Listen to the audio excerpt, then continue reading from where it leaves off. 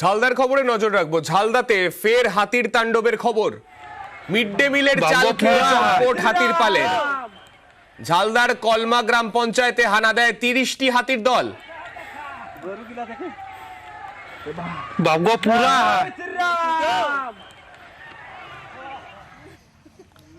ঝালদার একটি প্রাথমিক স্কুলের গেট ভেঙে ঢুকে পড়ে হাতির পাল। আমাদের সঙ্গে রয়েছেন আমাদের প্রতিনিধি ইন্দ্রজিতের কাছে যাব। ইন্দ্রজিৎ, এই হাতির পাল কোথা থেকে মূলত এলো? এত বড় পাল দেখা যাচ্ছে, তারা কোথা থেকে এলো?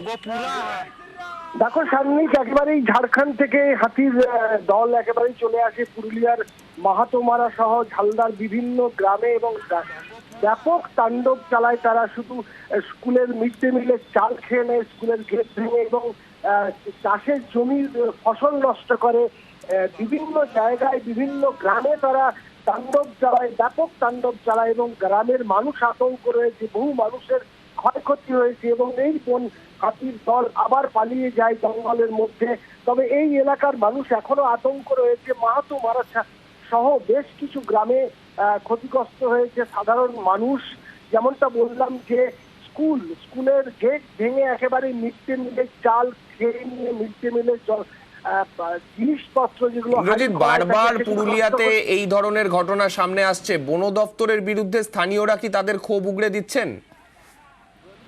দেখো একেবারেই তাই, তার কারণ ঝালদা এলাকাতে বা কোটশিলা এলাকাতে একদিকে বাঘের আতঙ্ক, অন্যদিকে হাতির তাণ্ডব। ফলে স্বাভাবিকভাবেই বন্য জন্তু প্রায় চলে আসছে লোকালয়ে, আবার তাণ্ডব চালাচ্ছে।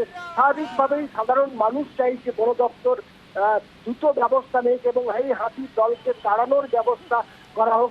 তারা যাতে জঙ্গলে ফিরে যায়, গ্রামে ঢুকে যেভাবে তাণ্ডব চালাচ্ছে দুর্ঘটনা ঘটতে পারে, বড়সড় দুর্ঘটনা ঘটতে পারে।